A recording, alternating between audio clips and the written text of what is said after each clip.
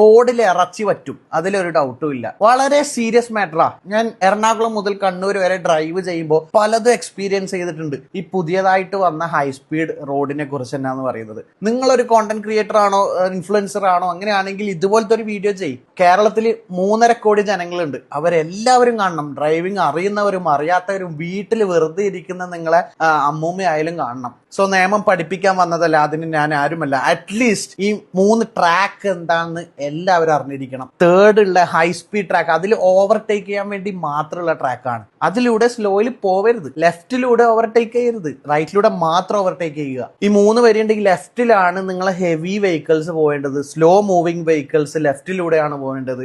നടുവിലെ നിങ്ങൾ ക്രൂസ് ചെയ്യുക. നിങ്ങൾ പൊക്കോണ്ടിരിക്കുന്ന സമയത്ത് ഓവർടേക്ക് ചെയ്യണമെങ്കിൽ റൈറ്റ് സൈഡിലെ ട്രാക്ക് യൂസ് ചെയ്യുക. ഓവർടേക്ക് ചെയ്തതിന് ശേഷം back to normal, back to the centre ട്രാക്കിലേക്ക് വരിക. റൈറ്റ് സൈഡിലെ പാട്ടും വെച്ച് സംസാരിച്ച് പോകാനുള്ള റോഡല്ല, അതിലൂടെ സ്ലോലി പോവരുത്. അതേപോലെ റോഡ് ക്രോസ് ചെയ്യാൻ ഒരു ഓപ്ഷനും ഇല്ല ഇവിടെ. ആൾക്കാർക്ക് ക്രോസ് ചെയ്യാൻ പാടില്ല. അത് നിങ്ങളെ വീട്ടിലുള്ളവർക്ക് പറഞ്ഞു കൊടുക്കുക. നിങ്ങൾ വയസ്സിൽ മൂത്തവരുണ്ടാവും, ഡ്രൈവിംഗ് അറിയാത്തവരുണ്ടാവും, പുതിയതായിട്ട് ഈ റോഡ് കാണുന്നവരുണ്ടാവും. കേരള 100% ലിറ്ററസി റേറ്റ് ഒക്കെ തന്നെയാണ്, എന്നാൽ ഈ കാര്യത്തിൽ വട്ടപൂജ്യമാണ്. കാരണം ഞാൻ നിങ്ങളെ പറയുന്നതല്ല, ഇത് ഓൾറെഡി ഒരുപാട് സംഭവിച്ചു കഴിഞ്ഞു. വലിയൊരു അപകടം ഒഴിവാക്കാൻ നമ്മളെല്ലാവരും ഒത്തുചേർന്നിരിക്കേണ്ടിയിരിക്കുന്നു. ആരൊക്കെ ഇൻസ്റ്റയിലും യൂട്യൂബിലും ഫേസ്ബുക്കിലും എവിടെയൊക്കെ വീഡിയോ ചെയ്യുന്നുണ്ട്, ഇതിനെ കുറിച്ചൊരു വീഡിയോ ചെയ്യുക. ചെയ്യാൻ പറ്റുന്നില്ലെങ്കിൽ ഈ വീഡിയോ എടുത്ത് നിങ്ങൾ റീപോസ്റ്റ് ചെയ്യുക.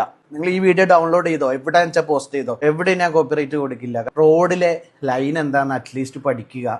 അല്ലാതെ ഈ ട്രാക്കിൽ ഇറങ്ങാൻ എനിക്കടക്കം നല്ല പേടിയാ. എന്തൊക്കെയാണ് സംഭവിക്കുന്നതെന്ന് കണ്ടറിയാനുണ്ട്. പിന്നെ ബൈക്ക് ഏറ്റവും കൂടുതൽ ഇതിന്റെ അകത്ത് ബൈക്ക് ഇപ്പോഴേ കയറാൻ തുടങ്ങി. സോ ഇവിടെ ബൈക്ക് റെസ്ട്രിക്ട് ചെയ്തത് നിങ്ങൾക്ക് സ്പീഡ് എടുക്കാൻ പറ്റാത്തത് കൊണ്ടല്ല. വൺസ് നിങ്ങൾ റോഡിലേക്ക് വീണ് കഴിഞ്ഞാൽ ഒരാളും നിങ്ങളെ സഹായിക്കില്ല. നിങ്ങളെ മുകളിലെ കയറി ഇറങ്ങും വണ്ടി. കാരണം ബ്രേക്കിംഗ് ഡിസ്റ്റൻസ് എന്ന് പറഞ്ഞാൽ 1-2 സെക്കൻഡ് കൊണ്ട് ഈ 100 വരുന്ന വണ്ടി സ്റ്റോപ്പ് ആവില്ല. നിങ്ങളെ മുകളിലെ കയറി ഇറങ്ങും 100% ഉറപ്പാ. സോ ബൈക്ക് ആവുമ്പോൾ നിങ്ങൾ വൺസ് വീണ് കഴിഞ്ഞാൽ റോഡിന്റെ നടുക്ക് നിങ്ങൾ കിടക്കും. കാറാണെങ്കിൽ അറ്റ്ലീസ്റ്റ് നിങ്ങൾ അതിന്റെ അകത്തെങ്കിലും ഉണ്ടാവും. റിസ്കി ആണ് ബൈക്ക്. ഇനിയിപ്പം ബൈക്ക് കയറ്റിയിട്ട് ഒരു ആക്സിഡന്റ് സംഭവിച്ചതിന് നിങ്ങൾക്കോ ബൈക്കിന് ഒന്നിനും ഇൻഷുർ കിട്ടൂല. കാരണം നിങ്ങൾ ഇല്ലീഗലി ആണ് അവിടെ ബൈക്ക് ഓടിച്ചത്. കാരണം അവിടെ റെസ്ട്രിക്റ്റഡ് ആണെങ്കിൽ നിങ്ങൾ കയറരുത്. അപ്പോൾ നിങ്ങളുടെ സേഫ്റ്റിക്ക് വേണ്ടിയിട്ടാണ് ബൈക്ക് ചിലയിടത്ത് റെസ്ട്രിക്ട് ചെയ്തത്. അതായത് ചില വെഹിക്കിൾ പാമ്പ് പോകുന്ന പോലെയാണ് ഈ റോഡിൽ പോകുന്നത്. ഫസ്റ്റ് ലൈനിന്ന് തേർഡ് ലൈനിലേക്ക് ഒരൊറ്റ ക്രോസ്. അങ്ങനെയല്ല, 1 at a ടൈം നിങ്ങൾ ലൈൻ ചേഞ്ച് ചെയ്യുക. ലൈൻ ചേഞ്ച് ചെയ്യുമ്പോൾ ഇൻഡിക്കേറ്റർ ഇടുക. ഇൻഡിക്കേറ്റർ ഇടുന്നത് ലൈൻ ചേഞ്ച് ചെയ്യുമ്പോൾ സ്പോട്ടിലല്ല, ആദ്യമേ നിങ്ങൾ ബാക്കിലുള്ളവർക്ക് നോട്ടിഫൈ ചെയ്യുക, ഞാൻ ലൈൻ മാറുകയാണെന്ന്. സോ ഇത് വളരെ റിസ്കിയാണ്. നിങ്ങൾ ഇത് അറിയില്ലെങ്കിൽ പഠിക്കുക, പറഞ്ഞു കൊടുക്കുക.